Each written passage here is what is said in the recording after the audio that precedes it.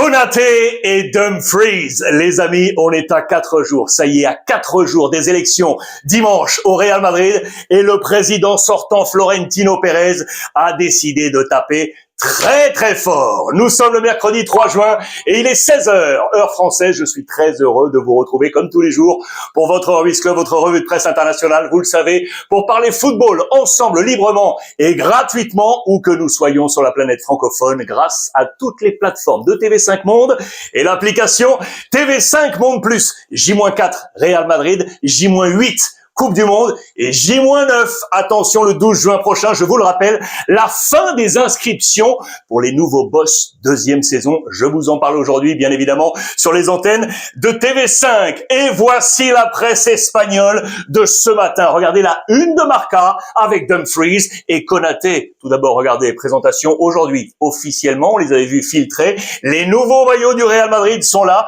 sur le compte X du Real Madrid. Le voici avec ses bandes roses et du vert également au niveau du col. Présentation officielle sur les différentes toiles sociales avec Kylian Mbappé, Jude Bellingham et Vinicius. La formation forte, bien évidemment, elle est ici. Les deux visages autour du macaron du président sortant Florentino Pérez. Dans la lutte avec Enrique Riquelme, son opposant dans ces élections dimanche prochain, eh bien regardez, Dumfries et Konaté sont bien dans le radar. On nous dit en zoomant très clairement que le défenseur central de Liverpool ne prolonge pas avec les Reds et il serait en conversation avec le Real Madrid depuis février, les amis. Depuis février, quant au latéral de l'Inter, eh bien, il serait un complément parfait pour Trent Alexander-Arnold, ancien de Liverpool, bien évidemment. Regardez les pages intérieures de Marca, très clair avec les deux visages. Florentino Pérez prépare une révolution. En sous-titre, ici, on nous dit quoi? Que le président,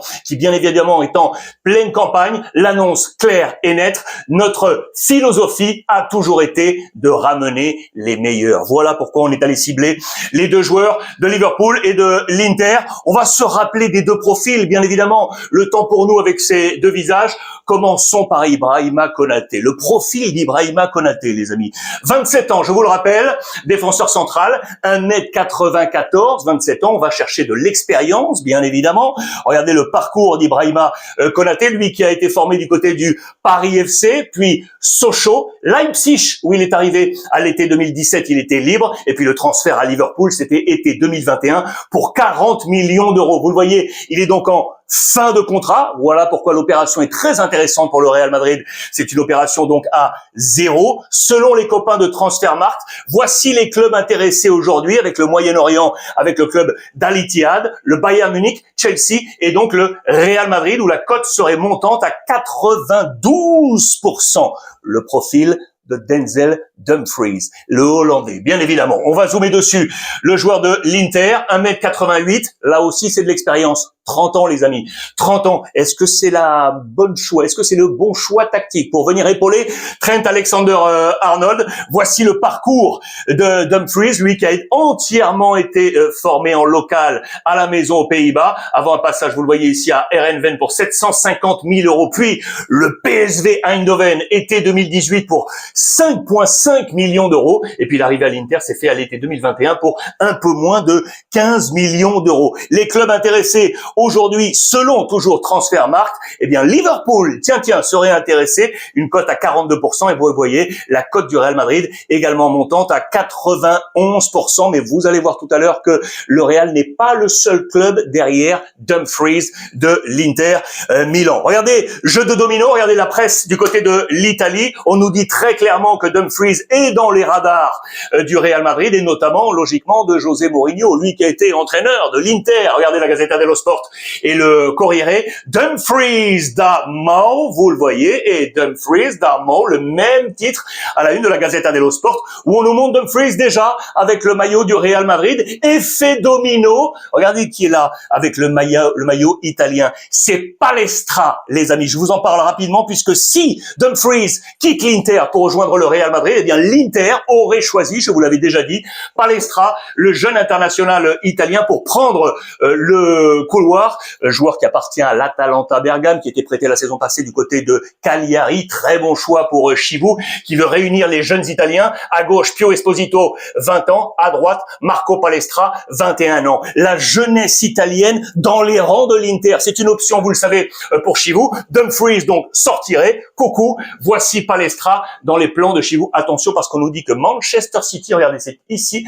Manchester City serait également intéressé par le profil à suivre concernant les latéraux de l'Inter Milan. Retour au Real Madrid, bien évidemment, avec l'affaire Konaté. Regardez sur le compte LiveScore, j'ai retrouvé les derniers transferts de Liverpool vers le Real Madrid. Souvenez-vous, Steve McManaman, il était arrivé libre. Le gardien Dudek, également arrivé de Liverpool, libre. Michael Owen, bien évidemment, le Ballon d'Or, arrivé libre. Alvaro Arbeloa, les amis, celui qui était encore l'entraîneur du Real Madrid il y a quelques semaines, était à Liverpool avant de retrouver le Real Madrid. Xabi Alonso, la même chose, entraîneur du Real Madrid, Liverpool, puis le Real. Trent Alexander-Arnold, 10 millions de livres transférés de Liverpool au Real Madrid. Et donc, Konaté qui arriverait également libre au Real Madrid dans cette bataille électorale. Je vous rappelle qu'on se rend coup pour coup.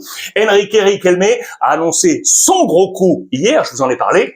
Raoul, l'ancien grand numéro 7, la légende du Real Madrid, qui voulait être numéro 1 entraîneur, il ne l'est pas, il ne le sera pas avec Florentino Pérez, et du coup, Enrique Riquelme lui offre le poste de directeur sportif. Je vous en ai parlé hier. Sera-t-il le nouveau directeur sportif du Real Madrid si Enrique Riquelme venait à gagner cette bataille électorale? Regardez les derniers coups de fusil qu'on s'est lancés de droite et de gauche. Enrique Riquelme qui a rappelé que Florentino Pérez, un temps, a aidé le Barça, c'est vrai, le président Joan Laporta qui était en difficulté financière avec, on va dire, un prêt, on va le dire ainsi. Enrique Riquelme annonce que ce prêt aurait été à hauteur de 400 millions d'euros. Imaginez, en tout cas, c'est des sommes cumulées.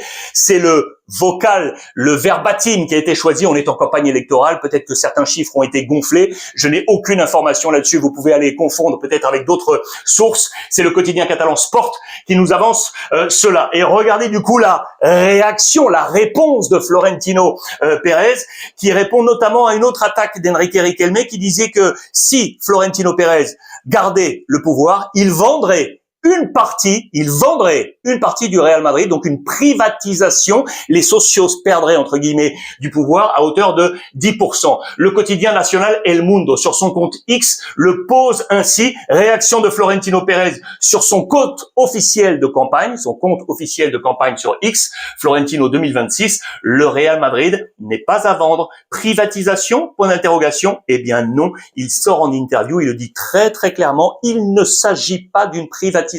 Attention, il n'a pas dit non à cette vente éventuelle d'une partie du Real Madrid, mais il ne veut pas parler de privatisation. Vinicius restera-t-il au Real, les amis, dans les plans de José Mourinho? Si Mourinho rejoint officiellement le Real Madrid avec le président Florentino Pérez, on nous dit que Vinicius va être au couperet de la Coupe du Monde. Pourquoi? Regardez dans les pages intérieures du quotidien AS. Je vous rappelle qu'il est en pleine prolongation de contrat. Je vous rappelle qu'il pouvait jouer le bras de fer puisque l'Arabie Saoudite lui tendait les bras avec une somme astronomique, sauf que l'Arabie Saoudite a réduit l'impact financier et qu'il ne lui reste plus qu'une année de contrat. On n'est plus dans les mêmes tempos de négociation. Il n'a plus trop la main. C'est le Real qui garde de nouveau, du coup, cette main, qui reprend cette main. Eh bien, on nous dit que si Vinicius réalise une très grosse Coupe du Monde, il reprendrait du bonus, vous l'aurez compris, pour être dans la négociation augmentée avec le Real Madrid. Je vous rappelle que Vinicius, les amis, c'est le numéro 7 de la liste de Carlo Ancelotti pour cette Coupe du Monde dans le groupe C pour le Brésil. José Mourinho, donc, viendra-t-il, oui ou non? Et que fera-t-il au milieu de terrain? Va-t-il faire venir Nico Paz? Vous le savez, c'est l'option préférentielle du Real Madrid, de le faire revenir à la maison. Lui qui était madrilène, aujourd'hui du côté de Côme, on a une option préférentielle et on voudrait l'activer. Et du coup, par effet de domino, Brahim Diaz, les amis. Brahim Diaz, l'international marocain, va-t-il quitter le Real Madrid? Car si José Mourinho arrive, s'il ramène Nico Paz, eh bien, il y aura overbooking au milieu de terrain au Real Madrid et du coup, Brahim Diaz pourrait sortir prêté, et regardez, la Juventus de Turin de Damien Comolli serait très intéressé, ça fait un petit moment que je vous en parle, Spalletti le coach, pour faire venir Brahim Diaz pour le milieu de terrain du côté de la Juventus de Turin. Tout à l'heure, en parlant de l'Italie, je vous parlerai de Vlahovic, parce qu'attention, lui aussi pourrait quitter la Juventus de Turin pour rejoindre un club Ligue des Champions. Je vous parlais de Mourinho, il était à Benfica, vous le savez, il a quitté le club portugais. Regardez, Abola et record de ce matin, je vous l'avais déjà annoncé. Marco Silva a été choisi comme successeur. Fallait-il encore qu'il se libère de son contrat avec Fulham, le club en première ligue? Il a refusé la prolongation de contrat. Ça y est, il était libre, vous le voyez, libre, et c'est signé. Marco Silva, nouvel entraîneur donc du côté de Benfica. Real Madrid toujours avec Jude Bellingham, les amis, qui a été reboosté par Thomas Tuchel. Comment? Eh bien, il a obtenu le numéro 10 pour la campagne du mondial. Regardez, les pages intérieures avec les unes également des tabloïds anglais, avec l'entraînement des Anglais. Je vous en ai parlé hier, ils sont déjà sur le sol américain, du côté de la Floride.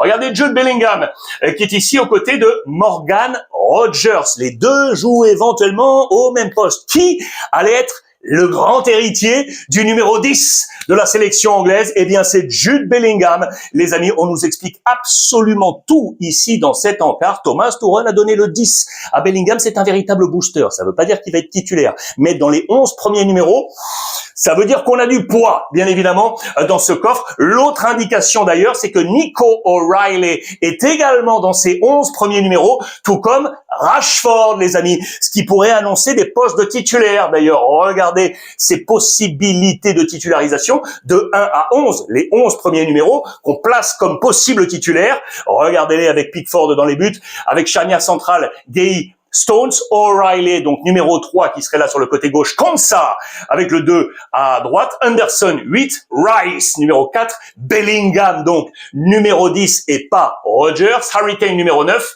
Saka numéro 7 et donc Rashford numéro 11. Voilà l'information ultra intéressante. Et regardez du coup, eh bien les autres numéros de cette sélection nationale, je voulais zoom après le numéro 11, 12 Livramento, 13 Anderson, Anderson 14, Burn 15, Maino 16, Rogers, Gordon, Watkins, Madueke aurait le 20, Eze a le 21, Tony, Trafford, James, Spence et le petit Kwanzaa avec le numéro 26. Bellingham reboosté. Regardez d'ailleurs tous les derniers numéros 10 à la Coupe du Monde de l'Angleterre. Souvenez-vous, avec les copains de Transfermarkt, Gary Lineker en 86 et en 90, il était au Barça et à Tottenham. Teddy Sheringham qui était à Manchester United en 98, numéro 10 de l'Angleterre. Michael Owen à 2 reprises en 2002 et en 2006 avec Liverpool et Newcastle. Wayne Rooney, bien évidemment, les amis, numéro 10 de l'Angleterre en 2010 et en 2014, le joueur de Manchester United. Sterling avec City et avec Chelsea, numéro 10 de l'Angleterre en 18 et en 2022. Et donc Jude Bellingham, 2026, le nouveau numéro 10 de l'Angleterre. C'est lui, monsieur Jude Bellingham. Harry Kane, son coéquipier, va-t-il obtenir le Ballon d'Or? Il le veut, parce qu'il sera décerné à Londres, à la maison. Vous le savez, ce prochain Ballon d'Or, il veut le coup double. Il veut la Coupe du Monde et le Ballon d'Or. Regardez, American Dream avec le jeu de mots. Regardez, American remplacé par Americane avec le K et le E à la fin pour Harry Kane. Bien évidemment, le rêve de Harry Kane qui veut de l'or. C'est à la une de tous les canards. Pensez-vous qu'il va obtenir ce précieux sésame? Ce qui est sûr, c'est qu'il revendique aujourd'hui pouvoir s'asseoir, en tout cas, sur cette Coupe du Monde, à la table, regardez, de Lionel Messi et de Cristiano Ronaldo. C'est dans page intérieure de tous les tabloïds anglais. Regardez, il était au musée Grévin londonien, l'équivalent, le musée Tussaud. Il a posé autour de son homme de cire, lui l'homme fort de cette équipe anglaise. Je vous rappelle, 61 buts marqués cette saison, c'est complètement dingue. Eh bien, regardez justement, en comparant les registres avec Cristiano Ronaldo et avec Messi, toutes saisons confondues, le record est pour Messi en 2011-2012 avec le Barça, 73 buts inscrits. Harry Kane est à la deuxième place, ici avec Ronaldo, 61 buts. Vous le voyez, Ronaldo alors, époque 2015 avec le Real Madrid, Messi 60 buts en 2013, Ronaldo encore en 2012 avec 60 buts inscrits. Dites-moi ce que vous en pensez. Est-ce que Harry Kane, oui ou non, peut aller chercher ce Ballon d'Or? L'autre information forte, regardez sur les tabloïds anglais, elle est ici, puisque monsieur Iraola, ça y est le nouveau coach de Liverpool, les amis. Intronisé coach des Reds pour succéder à Arne Slot. Il devrait emmener dans son cartable une partie de son staff qu'il avait du côté de Bournemouth, qu'il a qualifié pour la prochaine saison européenne. On pense notamment à l'Espagnol Pablo de la Torre, qui est un homme de la préparation physique, qui est arrivé avec lui à Bournemouth en provenance du Rayo Vallecano. Et puis 2 adjoints anglais qui étaient avec lui à Bournemouth, Tommy Elphick et Sean Cooper, plus l'analyste Tom Weber. Ces 4 hommes devraient l'accompagner du côté de Liverpool. Je vous rappelle, il a 43 ans aujourd'hui, lui qui est un ancien joueur. Il était joueur notamment du côté de l'Athletic Bilbao, élève d'Ernesto Valverde par exemple, et puis passé par la MLS à New York. Passage coach, il a commencé à Larnaca, les amis, à Chypre, avant, vous le voyez, de retourner en Espagne à Mirandés et donc au Rayo Vallecano avant de signer à Bournemouth. C'était à l'été 2023. Aujourd'hui, il est donc le nouvel entraîneur des Reds. Confirmation sur le compte X de la BBC en parlant de Liverpool, les amis. Une légende de Liverpool qui aujourd'hui se bat contre le cancer, c'est monsieur Kenny Dalglish. Je voulais absolument vous montrer ça également sur les tabloïds britanniques, écossais notamment, parce qu'il est écossais, Kenny Dalglish. Il a été une légende vivante de Liverpool. Regardez-le sous le maillot rouge, éternel numéro 7, homme de la Ligue des Champions dans les grandes années de Liverpool, années 70-80. Il a été coach également de Liverpool, 515 matchs en tant que joueur avec 172 buts, 172 passes décisives, 381 matchs comme coach de Liverpool, lui qui était arrivé en provenance du Celtic Glasgow. C'est une légende, on lui souhaite le meilleur dans cette grosse bataille face au cancer qu'il le mène aujourd'hui. Opération Espion. Vous vous souvenez de cette opération avec cette accession play-off pour la Première Ligue, avec cette bataille en Championship, avec la formation de Southampton. Vous vous souvenez de ce visage? Peut-être, les amis. C'est le coach Eckert de Southampton. Souvenez-vous, qui avait envoyé l'un de ses jeunes membres de son staff aller espionner les adversaires juste avant les play-offs. La fédération, la Ligue anglaise avait dit, hop, ils avaient été bannis, exclus de ces demi-finales des play-offs de la Championship, et du coup ils étaient restés à quai. Il fait tout simplement ses excuses, regardez-le, auprès des fans de Southampton. Il veut rester au club, absolument. Il faut dire que les résultats en tant que tels sont bons. Regardez, parce que sur tous les clubs de Championship, depuis son arrivée, eh bien il a le meilleur total avec 68 points, 21 victoires dans cette séquence depuis son arrivée à Southampton. Va-t-il rester? En tout cas, il a présenté ses excuses. Vous l'avez compris, je referme cette parenthèse. Dernière information, elle est un chouïa gossip concernant la Coupe du Monde avec les Anglais. Regardez, dans les colonnes du Daily Mail, vous voyez ce qui se passe ici? C'était lors de la Coupe du Monde 2006 en Allemagne. Vous vous en souvenez? À cette époque, eh bien, toutes les compagnes des joueurs anglais étaient venues à l'hôtel, vivaient avec la sélection. Les Wags, comme on le dit, vous le savez, étaient là. Je pense notamment à Posh, Madame Beckham, bien évidemment. Je pense également à l'épouse de Wayne Rooney. Ils étaient tous là, comme également Louise Owen, l'épouse de Michael Owen. C'était un véritable festival. Tout le monde avait les yeux rivés sur le quotidien des femmes, des joueurs, peut-être même plus que les joueurs eux-mêmes. Eh bien, on a dit c'est terminé. On veut plus de ce genre de préparation, allez, on va le dire ainsi. On va changer la donne avec les Anglais du côté de la Floride. Pour rappel, en 2006, il s'était incliné en quart de finale face au Portugal. Wayne Rooney avait pris un rouge dans ce match. Élimination au penalty pour manquer le dernier carré. Voici le 11 possible de l'Argentine, les amis, du coach Scaloni, champion du monde. Je vous le rappelle. Alors, avec le match à venir dimanche pour l'Argentine, ça sera en préparation face au Honduras. Voici le 11 annoncé. Je vous le zoome très tranquillement avec Rulli, Capaldo, Otamendi, Licha Fernandez, Tagliafico, De Paul, Fernandez, McAllister, Giuliano Simeone, Lautaro Martinez et Almada. Vous les connaissez quasiment tous, sauf peut-être le latéral Nicolas Capaldo que je vous ai mis ici, joueur de Hambourg, Léo Messi, Dibu Martinez et Paredes devraient normalement, bien évidemment, être dans les 11 de départ de la Coupe du Monde. Là, on est encore en repos, en préparation.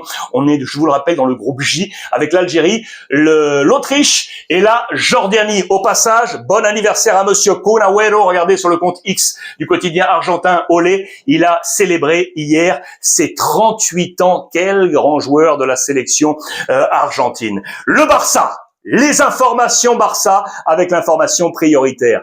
Julián Alvarez sera-t-il joueur du Barça la saison prochaine? Regardez à la une de Mundo Deportivo, les raisons de Julián, toujours sur le maillot de l'Atlético. Pour ce faire, il faut bien évidemment lancer les opérations sorties pour avoir l'argent nécessaire, et notamment Ansu Fati. Vous le voyez, mais attention concernant Julián Alvarez, regardez dans les colonnes du Mundo Deportivo, on est très clair, on nous dit deux choses. La première, c'est qu'il est bien le favori d'Hansi Flick. Il est ciblé, vous le voyez, par le coach actuel du Barça qui le veut absolument pour être son numéro 9 après le départ de Lewandowski. On nous dit que le meilleur allié aujourd'hui de Julián Alvarez, eh bien écoutez bien les amis, serait son compatriote El Cholo Simeone. Pourtant son entraîneur à l'Atlético qui aimerait le garder. Sauf que El Cholo Simeone le dit très très clair. Moi je ne veux pas garder des joueurs qui n'ont pas envie de rester. Et si mon compatriote veut partir, on va trouver, reste que la clause, je vous le rappelle, est à 150 millions d'euros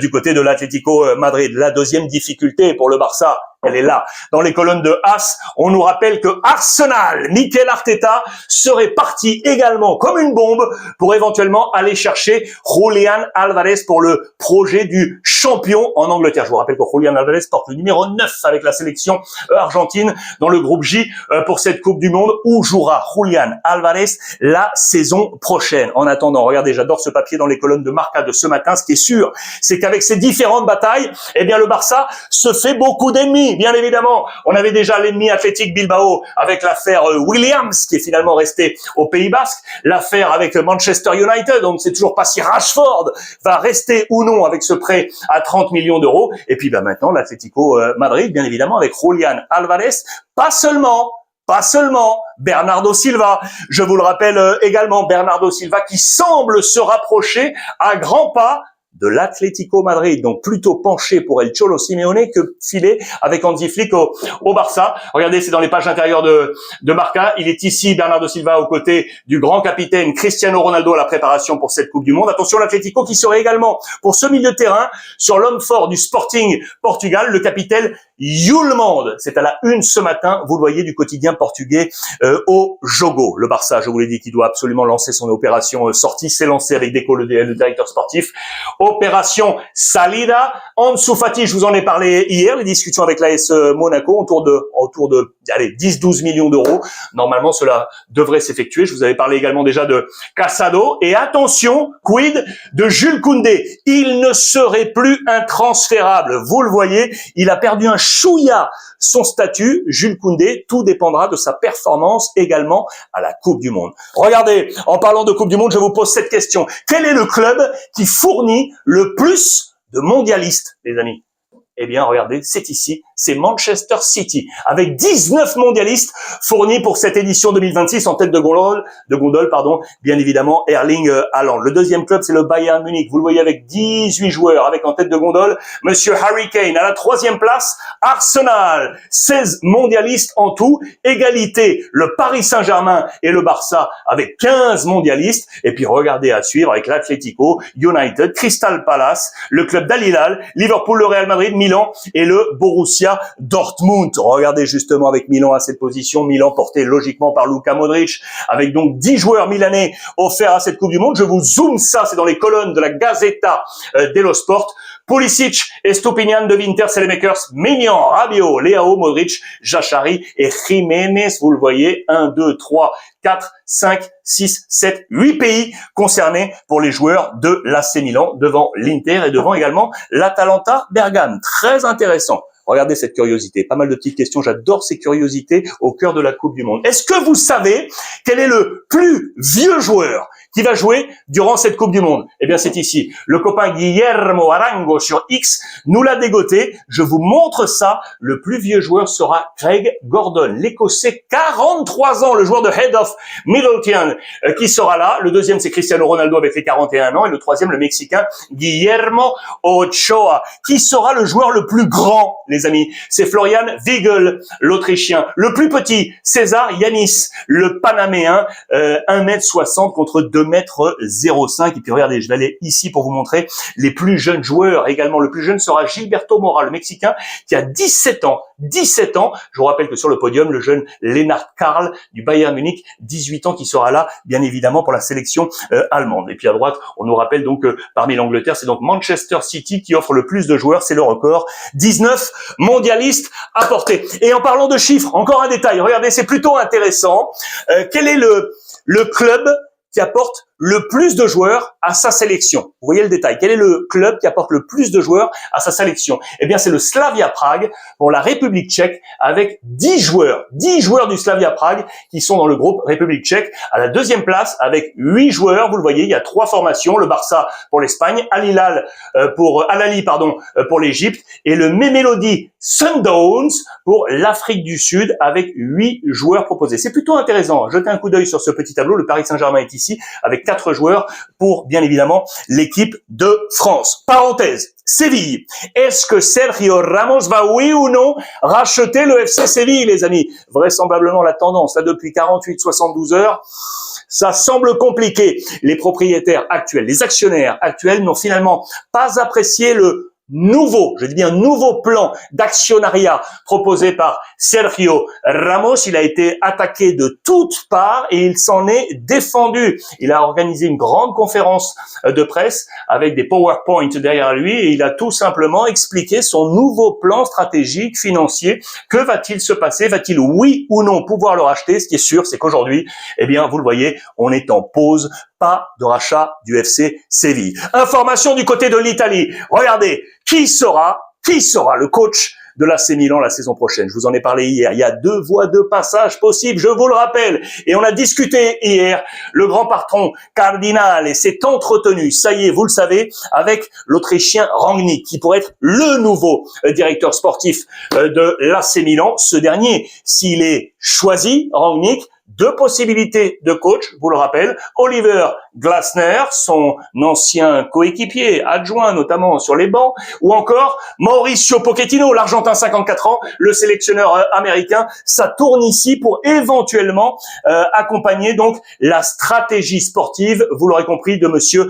Ralf Rangnick. Sauf que, sur le passage, eh bien, il y a Zlatan Ibrahimovic. Et que Zlatan Ibrahimovic, lui, veut Arne Slot, les amis, le coach sortant de Liverpool. La raison, elle est toute simple, je vous le rappelle, ils ont le même agent, Madame Rafaela Pimenta, la grande héritière du royaume Mino Raiola, qui était le célèbre agent de Zlatan Ibrahimovic. Ils ont le même agent. Zlatan veut faire venir Arne Slot à l'AC Milan. Que va-t-il se passer? Tout devrait se décider maintenant dans les heures à venir. Je vous parlais de Glasner qui a quitté, Oliver Glasner qui a quitté Crystal Palace. Regardez au passage dans les colonnes de l'équipe, on nous dit, et je vous le rappelle, que Pierre Sage, l'actuel entraîneur du Racing Club de Lens, eh bien, aurait été largement sondé par Crystal Palace qui souhaite recruter le technicien français et du coup, eh bien, Lens s'interroge. Que va-t-il se passer? Est-ce que vous voyez Pierre Sage quitter le Racing Club de Lens pour rejoindre Crystal Palace? Pas évident à suivre. Que va-t-il se passer également pour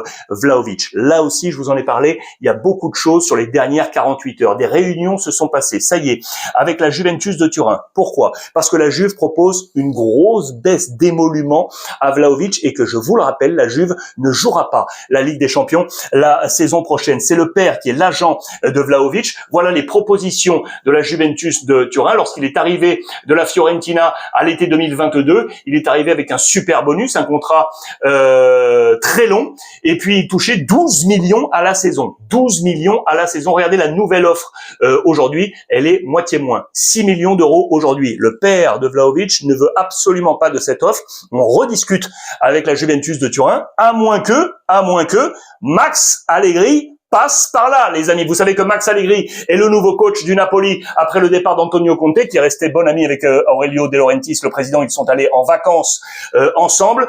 Allegri prépare le nouveau Milan et vous le voyez, eh bien, l'idée Vlahovic, et là on joue la Ligue des Champions, là on a des moyens, et là il y a une place de numéro 9 éventuellement à prendre, je vous le rappelle, du côté du Napoli, qui va également changer de gardien. Ça, c'est annoncé, puisque regardez, on est en chasse de numéro 1 du côté du Napoli. Voici la cible, le gardien du PSV international qui va jouer la Ligue des Champions avec la République tchèque. Vous avez vu son nom apparaître, c'est Kovar. Pardon, je l'ai manqué, c'est Kovar qui est ici. Quid de l'avenir de ces deux hommes, Milinkovic-Savic et Meret. On change de gardien du côté du Napoli. Attention, gardien également du côté de la Juventus de Turin. Je vous en avais parlé avec la possible arrivée de Thibaut, le champion du monde, Thibaut Fernandes,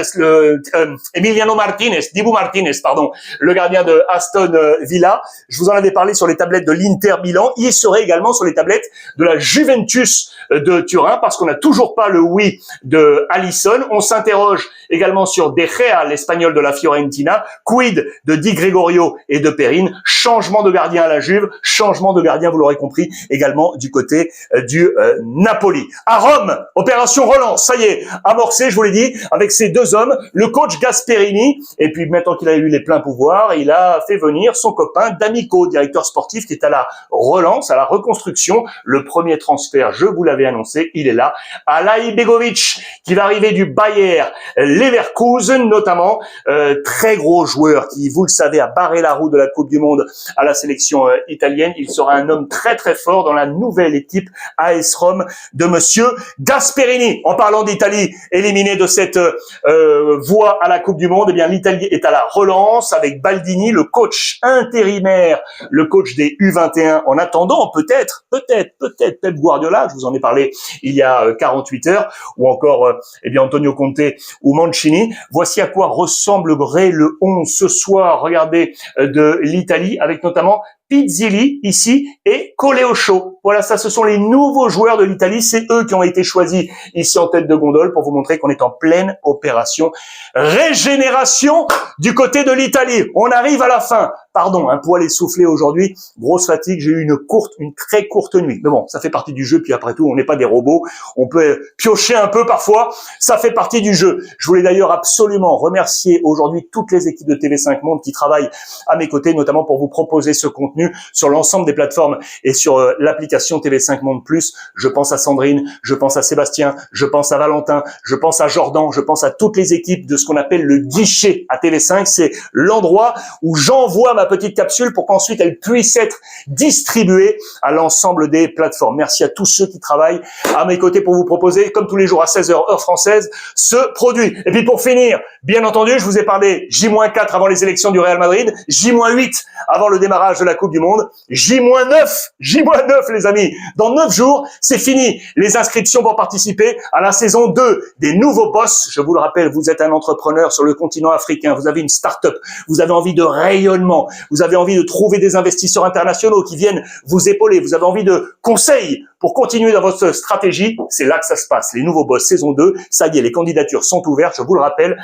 un seul moyen. Vous foncez là sur ce QR code, vous arrivez directement sur la surface d'inscription, vous vous inscrivez, il vous reste 9 jours. Le 12 juin, c'est terminé. En tout cas pour la saison 2 des nouveaux boss, le programme des entrepreneurs sur le continent africain. Il n'y a pas mieux. Voilà pour ce tour d'horizon en ce mercredi 3 juin. Merci encore de votre compréhension. Fatigué, je vais aller me restaurer un petit peu et me reposer avant de repartir pour une nouvelle danse, bien évidemment. Je vous embrasse et n'oubliez pas, profitez des vôtres.